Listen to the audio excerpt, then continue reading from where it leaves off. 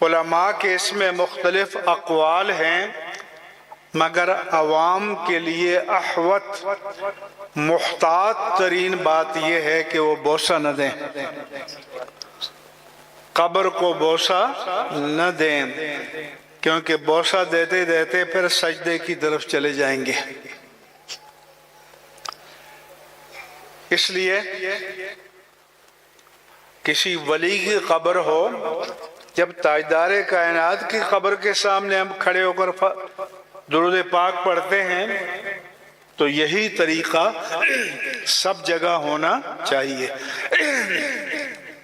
Number 2، ہمارے پنجاب کے لوگ تو اپنے معیارات ہیں نا، ذرا ٹھہر جا پہرے دارا سن روزی دل جالی چم لین دے، گانے بنائے ہوئے ہیں۔ امام اہل سنت سے پوچھا گیا تو فرمایا یہ جو جالی پر ہاتھ پھیرتے ہیں اور سمجھتے ہیں کہ ہم نے بڑا کمال کیا، فرمایا نہیں، آداب بارگاہ نبوت یہ ہے کہ 4 ہاتھ کے فاصلے پر کھڑے ہو۔ تو 4 ہاتھ کے فاصلے پر کھڑے ہو گئے تو پھر جالی پر ہاتھ پھیرو گے؟ ہاں؟ پھر فرمایا کہ دل حزین صوت غم آگیں چشم نمناک، کہ غمگین دل پردرد آواز اور آنسو بری آنکھوں سے نظریں جھکا کر حضور کی بارگاہ میں سلام عرض کرو۔ تو گانے والوں سے آداب مت پوچھو، آداب بارگاہ مصطفی امام اہل سنت سے پوچھو اور عمل بھی کرو۔ اسی طرح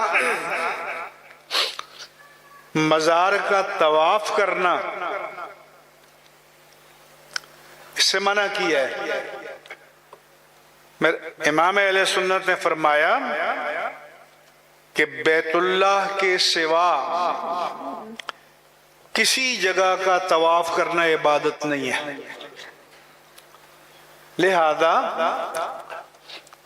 جب تاجدار کائنات کے مزار اقدس کا طواف عبادت نہیں ہے تو اولیاء کاملین، غوث، قطب، ابدال کوئی بھی ہوں، مزار کا طواف عبادت نہیں ہے۔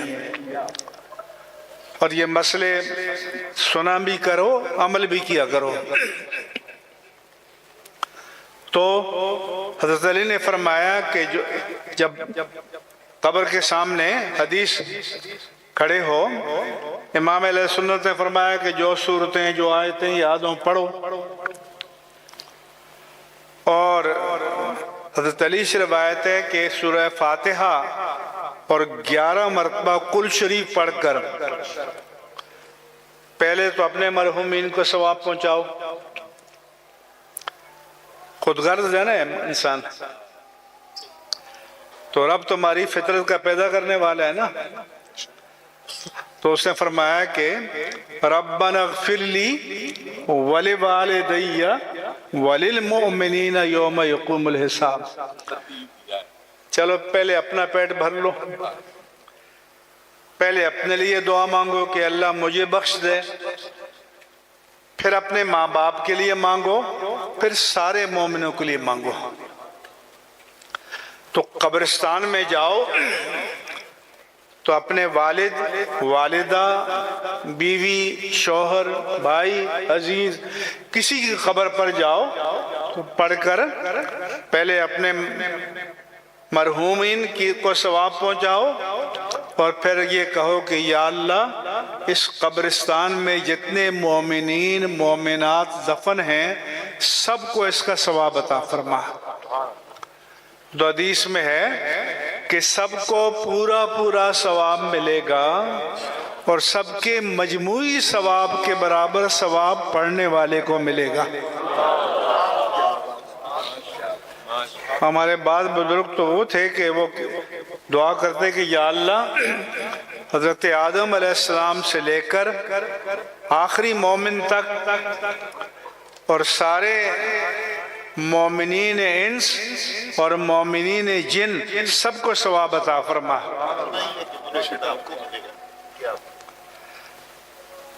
تو جو سب کو دیتا ہے تو اس کا کیا ہوتا ہے؟ صحیح مسلم میں ایک حدیث ہے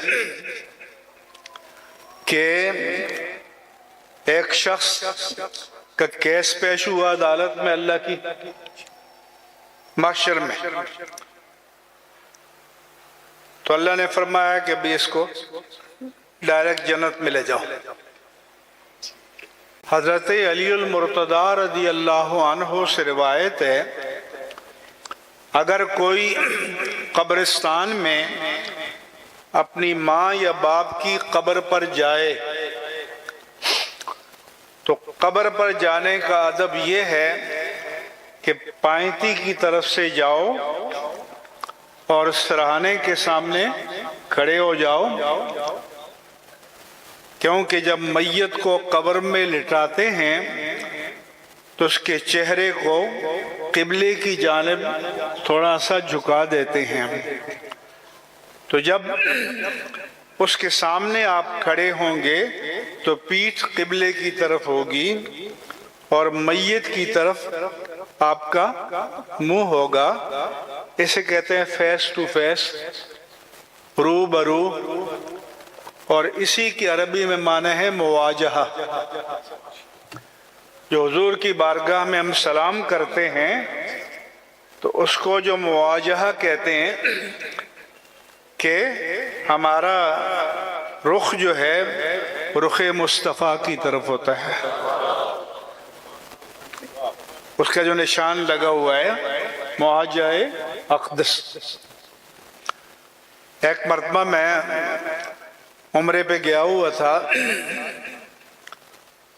مسجد نبوی بند ہو گئی تو ہم باہر نکلے، گنبد خضرا کے سامنے کھڑے ہوئے، کچھ دیر صلاۃ و سلام پڑھا، پھر دعا کرنے لگ گئے تو ہمارے پاکستانی جمع ہو جاتے ہیں، تو ایک ان کا متوع آیا تو پکڑ کے قبلے کی جانب پھیرنے لگا۔ میں نے کہا بھئی یہ کیوں؟ انہوں نے کہا کہ دعا قبلے کی طرف کرو۔ تو میں نے کہا جمعہ تھا اور مسجد نبوی کے امام نے خطبہ جمعہ میں جب دعائیں مانگی تو آپ کا فرض تھا کہ پکڑ کے ان کو قبلے کی جانب پھیر دیتے،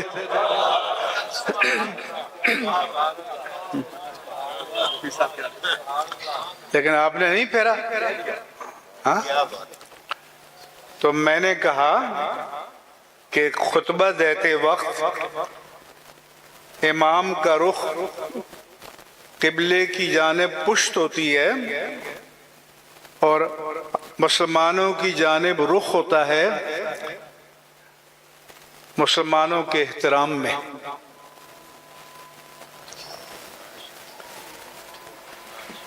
ان کی رسپیکٹ میں، تاکہ فیس ٹو فیس بات ہو۔ تو میں نے کہا کہ اگر عام مسلمانوں کے احترام میں قبلے کی جانب پیٹھ کر کے خطبہ دیا جا سکتا ہے، دعا مانگی جا سکتی ہے، تو جن کا کلمہ پڑھ کر ہم مسلمان ہوئے ان کے لیے کیوں نہیں کیا جا سکتا؟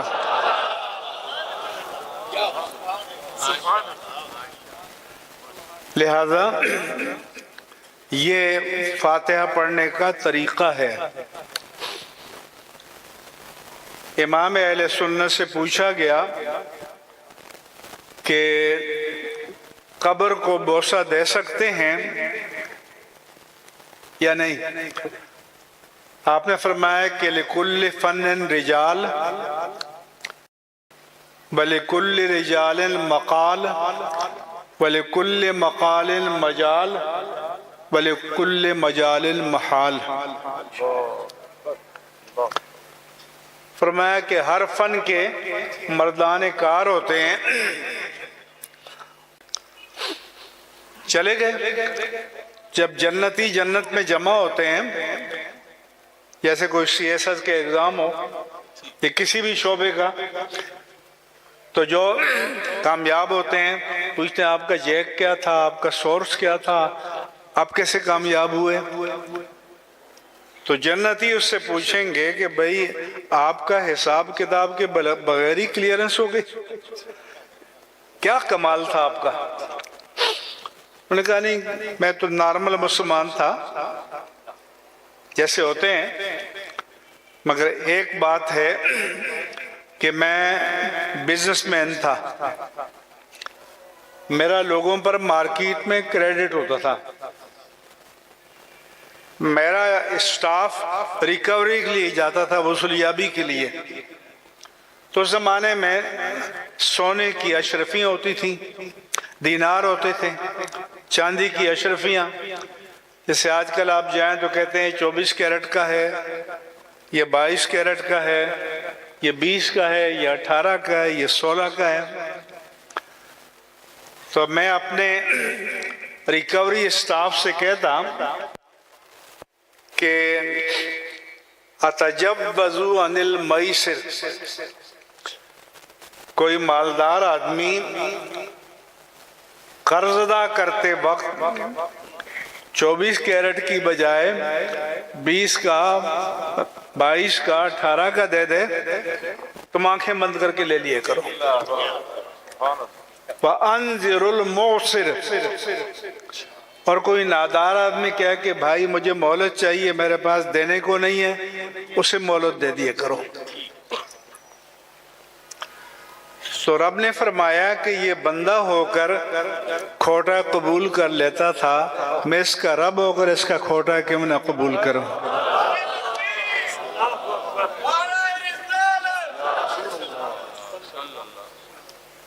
تو رب اتنا کریم ہے، نوازتا ہے، رحمت حق بہانا می جوید، اس لیے تو ایصال ثواب۔ اب کچھ لوگوں کو جو عقل کی میزان پر ہر چیز کو تولتے ہیں، وہ کہتے ہیں بھئی کون سا تیر مارا، چند سورتیں پڑھ لیں، چند بار درود پڑھ لیا، چند تسبیحات پڑھ لیں، یا چلو پورا قرآن ختم کر لیا اور لگے پوری کائنات کو بخشنے۔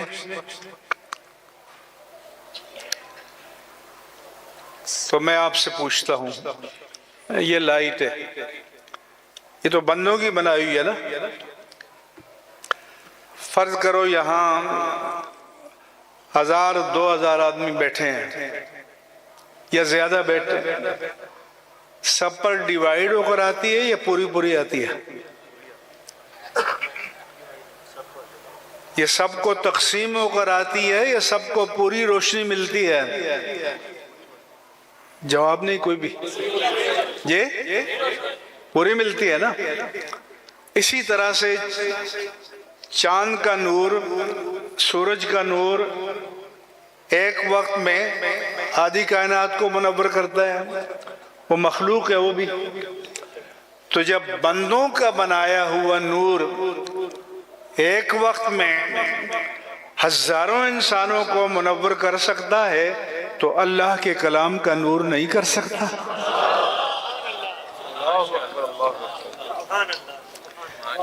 اس لیے آپ کو نعت خواں اور یہ ہمارے خطبہ فرمائشیں کرتے ہیں، کہو سبحان اللہ، ہر جملے پر کہتے ہیں کہو۔ وہ ایک مرتبہ ایک ہمارے نعت خوان تھے اور بڑے بڑے سیٹ صاحبان تھے، وہ بہت کہیں کہ سبحان اللہ کہو، لیکن وہ چپ، اور یہ نعت خواں اور ہمارے مقرر چل ہی نہیں پاتے اس کے بغیر، پتہ نہیں کیا بات ہے۔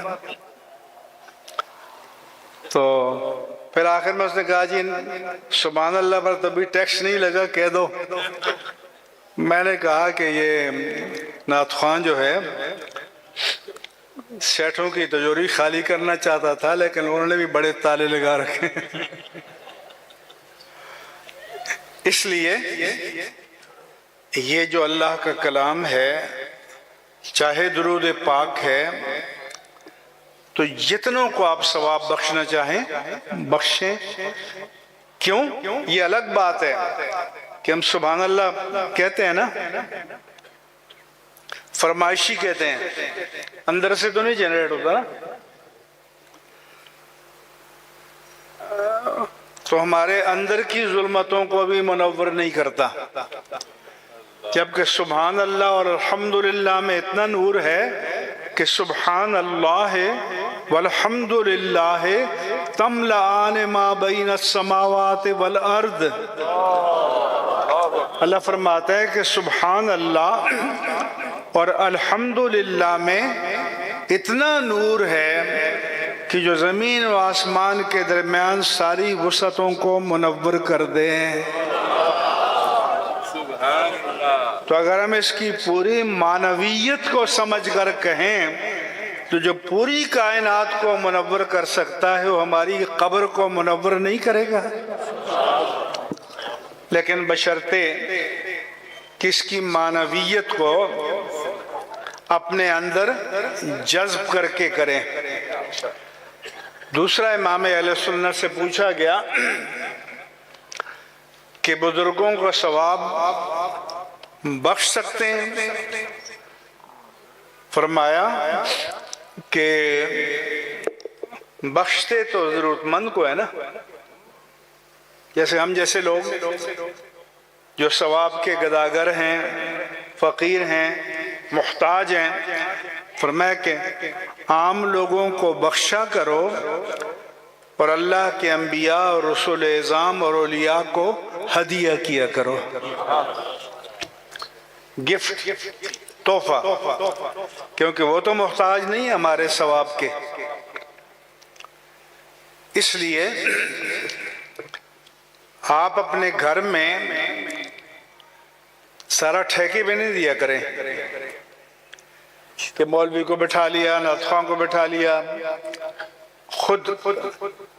اور اس لیے یہ قوم جو ہے وہ آج کل عاملوں کے چکر میں پھنسی ہوئی ہے،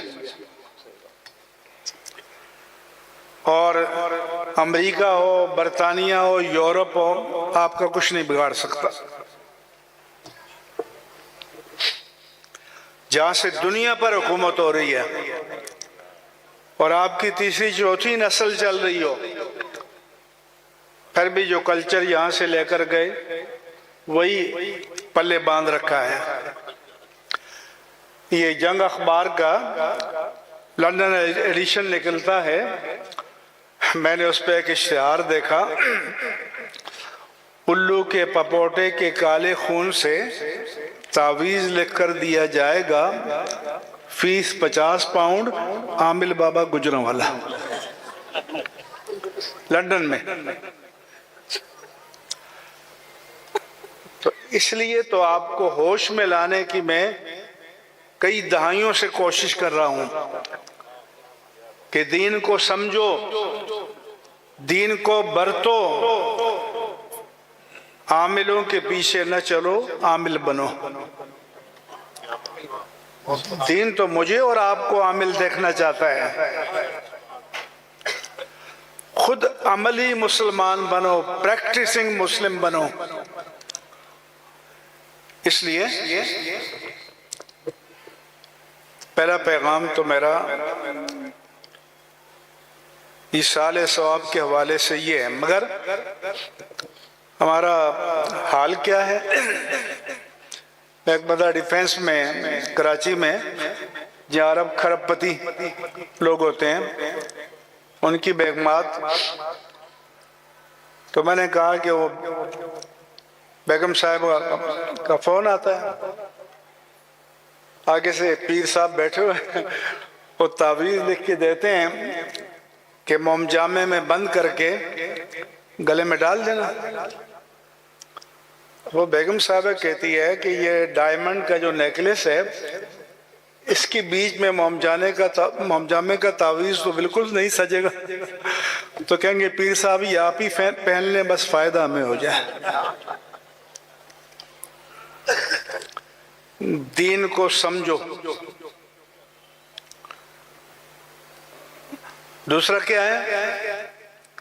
آج کل استخارہ ایک اور کاروبار ہے، استخارہ کرا لیجیے سوشل میڈیا پر۔ ایک بار کراچی میں شہر شاہ چلا تو ہر بورڈ پر استخارہ کرا لیجیے، فیس 1000 روپے۔ تو میں نے کہا کہ اللہ کے رسول نے جو استخارہ بتایا اس میں ٹھیکے پر دینے کا کچھ کہیں بھی نہیں ہے۔ اللہ کے رسول نے تو استخارہ یہ بتایا ہے، ایک تو یہ استخارہ فرض کے لیے نہیں ہوتا، واجب کے لیے نہیں ہوتا، سنت کے لیے نہیں ہوتا، وہ تو کرنا ہی کرنا ہے، اور حرام کے لیے نہیں ہوتا کہ اس کا وہ تو حرام ہے۔ تو مباح کاموں کے لیے استخارہ ہوتا ہے کہ آپ کر بھی سکتے ہیں اور نہیں بھی کر سکتے۔ مثلا رشتے کا پیغام آیا، اسے قبول کریں یا قبول نہ کریں، آپ نے ڈیل کرنی ہے، قبول کریں یا نہ کریں، یہ استخارہ ہے۔ یعنی اللہ تعالیٰ کی بارگاہ میں ایک ایپلیکیشن ڈالنی ہے، اور اس ایپلیکیشن کا جو سبجیکٹ میٹر ہے وہ اللہ کے رسول نے بتا دیا۔ اب دنیا میں کوئی ایسا دربار ہے کہ خود ہی آپ کا درخواست کا مضمون بتائیں اور کہیں کہ دائر کر دو، مراد مل جائے گی؟ تو فرمایا کہ استخارہ یہ ہے کہ 2 رکعت نفل پڑھنا بھی حدیث میں نہیں ہے، لیکن علماء کا معمول ہے کہ یہ دعا مانگو کہ اللہم انی استخیرک بعلمک فإنک تعلم ولا أعلم وأسألک من فضلک العظیم۔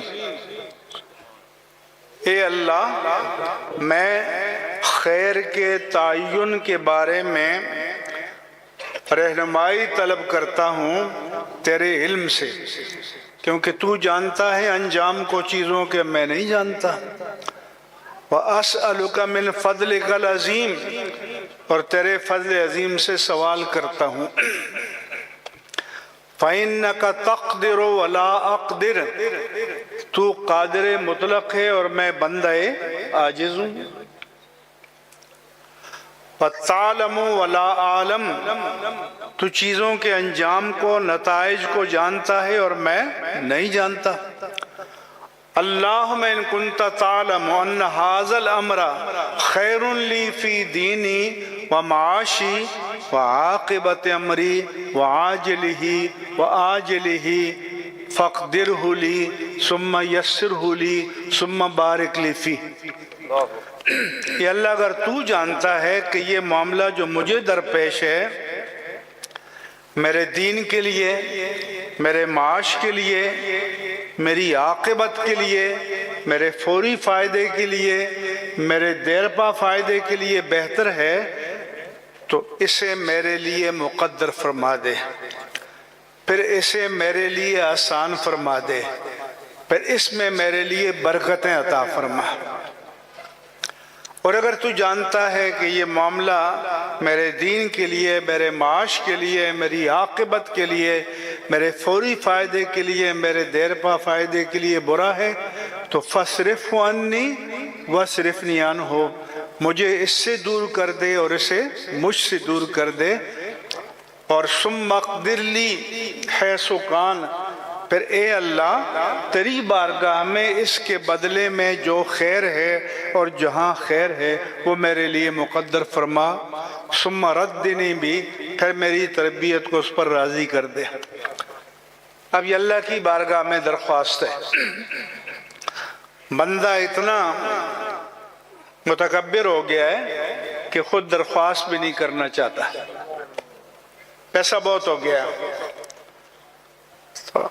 تو آپ سے میں پوچھتا ہوں، اگر ایک رات آپ اپنی غرض کے لیے گڑ گڑا کر، رو کر، حضوری قلب کے ساتھ اللہ سے نہیں مانگ سکتے، تو جن میں 1000 آدمیوں سے 1000 روپے فیس لیتا ہوگا تو ان کے لیے رات بھر تڑپتا ہوگا. بالکل صحیح. تو اس لیے اللہ کے بندے بنو، اللہ تعالیٰ کے ساتھ بندگی کا رشتہ استوار کرو اور خود بندگی کو اپناؤ. وہ میرے ساتھ آ رہے تھے، کہہ رہے تھے آج کل بچے نہیں سن رہے. بات صحیح کہہ رہے تھے، کیونکہ پہلے ماہرین نفسیات کہتے تھے کہ ماں باپ کے بعد بچوں کے لیے ٹائم نہیں ہے، ماں باپ بہت بزی رہتے ہیں. آج کل یہ ہو گیا ہے کہ آپ نے بچے کو اسمارٹ فون پکڑا دیا ہے، اب بچے کے پاس آپ کے لیے ٹائم نہیں ہے. آپ کہتے ہیں بیٹا بات سنو، وہ ادھر لگا ہوا ہے. تو پتہ نہیں حضرت کی عمر کتنی ہے. 1960-70 کے عشرے میں کوئی داڑھی والا سینما کی لائن میں کھڑا ہوتا تو اب ڈاٹا باندھ کے کم از کم اپنے چہرے کو چھپاتا تھا. وہ سینمے تو اس کے مقابلے میں کچھ بھی نہیں ہے. آج تو اس اسمارٹ موبائل یا انٹرنیٹ میں تباہی اور بربادی کے اتنے گہرے سمندر ہیں کہ ان سے اگر کوئی یہ نوجوان نسل بچ کر نکل جائے تو اس کو نشان حیدر ملنا چاہیے.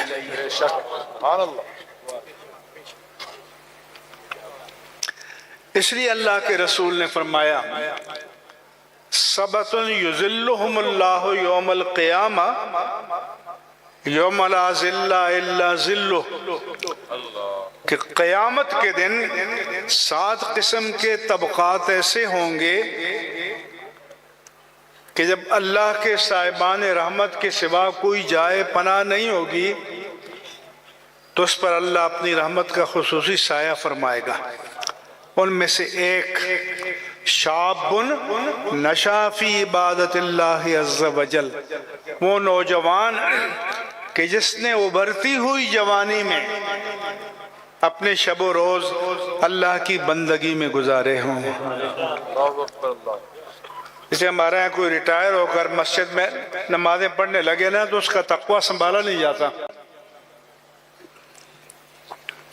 مسجد میں آتا ہے، یہ ٹوٹی صحیح نہیں ہے، یہ پنکھا صحیح نہیں ہے، یہ بتی صحیح نہیں ہے، یہ خادم صحیح نہیں، یہ مؤذن صحیح نہیں، یہ امام صحیح نہیں.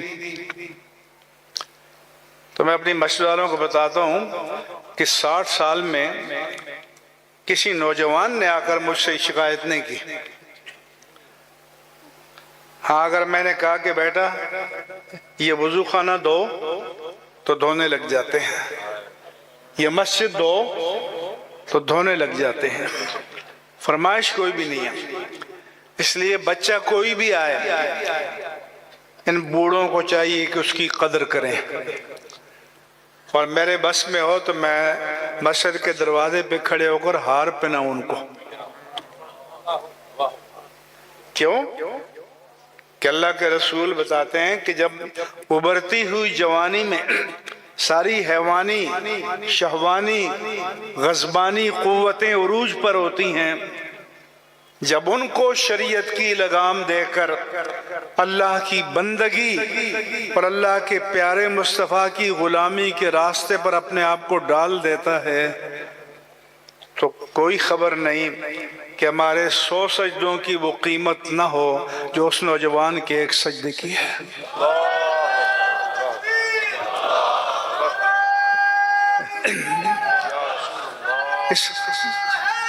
اس لیے میں علماء سے کہتا ہوں کہ نوجوانوں کے ساتھ انٹریکشن کرو، تعامل کرو، ان کو موٹیویٹ کرو، ان کو راغب کرو.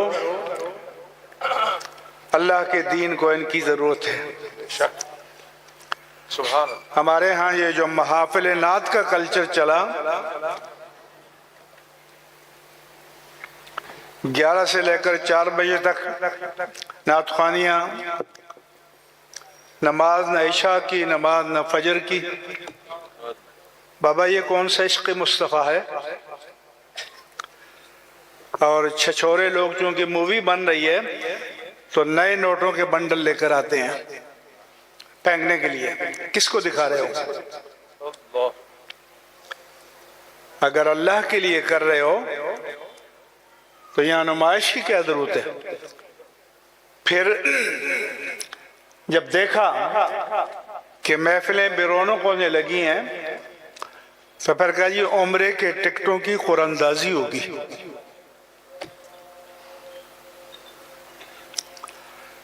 تو میں شیخ پر آیا، میں نے خطاب کیا، کہا جی اب عمرے کے ٹکٹوں کی قراندازی ہوگی اور 10-12 سیٹھ صاحب، چودھری صاحب، میاں صاحب، شیخ صاحب، حاجی صاحب پیٹ پھلائے سامنے آ کے بیٹھ گئے کہ یہ ٹکٹ شیخ صاحب نے دیا، یہ چودھری صاحب نے دیا، یہ سیٹھ صاحب نے دیا، یہ حاجی صاحب نے دیا، یہ فلاں نے دیا۔ تو میں نے کہا کہ پہلی بات تو یہ ہے کہ ہر ایک کو عمرہ کرانا یہ ہماری ذمہ داری نہیں ہے، یہ امت کی ڈیوٹی نہیں ہے۔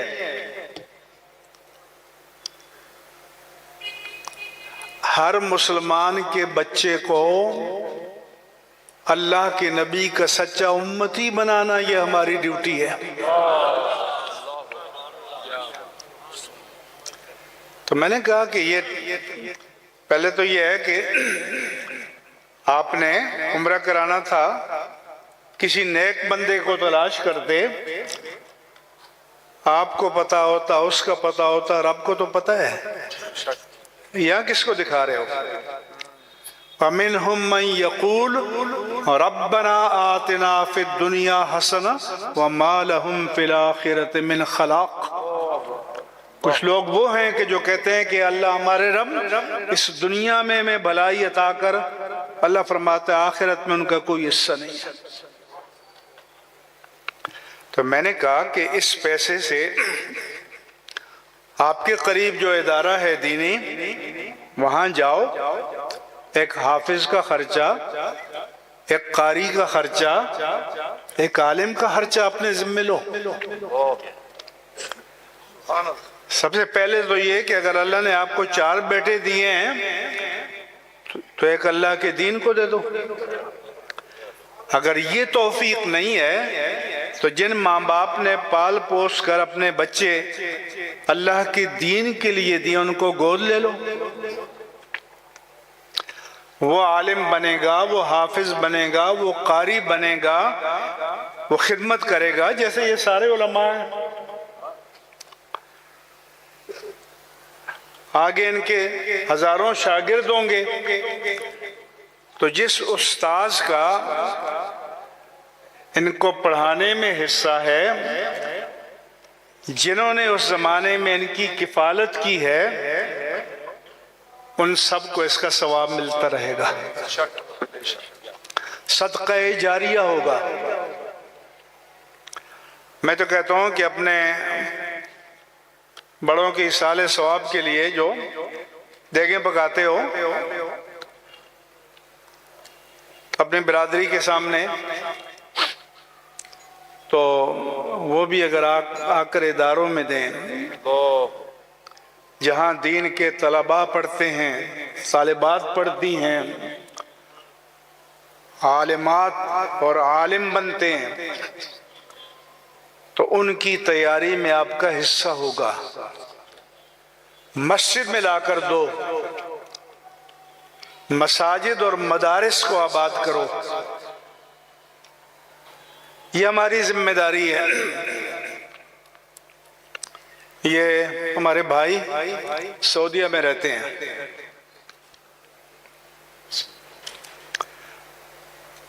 اور ہمارا مقابلہ دنیا میں ملک کے اندر اور ملک سے باہر نعت خوانی کے میدان میں نہیں ہے، قوالی کے میدان میں نہیں ہے، علم کے میدان میں ہے. ملک کے اندر بھی علم کے میدان میں ہے، ملک سے باہر بھی علم کے میدان میں ہے.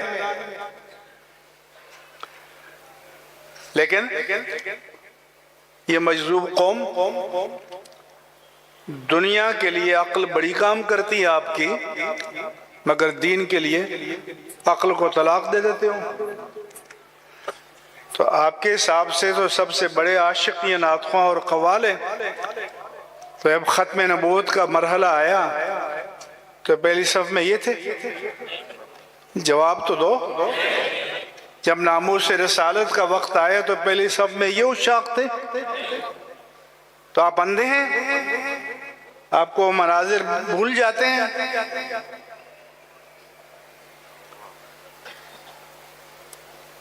اس لیے ہوش سے کام لینے کی ضرورت ہے. ان کے ادارے کیوں آباد ہیں؟ کہ ان کے وسائل مدارس پر خرچ ہو رہے ہیں، مساجد پر خرچ ہو رہے ہیں. آپ نے بہت سے دندے پال رکھے ہیں. اب آپ ہی کے نصرت فتح علی خان قوال تو فیصل آباد کے تھے. اس نے جا کر بمبے میں ہندوؤں کے درمیان بیٹھ کر قوالی پڑھی. نہ میرا خدا کوئی اور ہے، نہ تیرا خدا کوئی اور ہے، یہ جو راستے ہیں جدا جدا، یہ معاملہ کوئی اور ہے. اور ہمارے نوجوان بھی جو دہراتے ہیں. آپ نے اس کا معنی سمجھا؟ جب بمبے میں ہندوؤں کے درمیان بیٹھ کے جب یہ پڑھا جائے گا تو مطلب یہ ہے کہ میرا رحمان اور تیرا رام ہے کی ہے کہ بولو. یہ جو راستے ہیں جدا جدا، یہ ملاؤں کے جھگڑے ہیں، ان لوگوں کے جھگڑے ہیں. ہمارا تو کوئی جھگڑا نہیں ہے. توحید آپ کا مسئلہ ہی نہیں ہے. تو اس کلچر نے آپ کو عقائد کو ڈیمیج کیا جس کا آپ کو شعور بھی نہیں ہے. پچھلی صدی میں بسوں پر، ویگنوں پر، چائے خانوں پر آج میری تقدیر کا مالک سوتا ہے، قسمت کا دستور نرالا ہوتا ہے، اور بچے بچے کی زبان پر.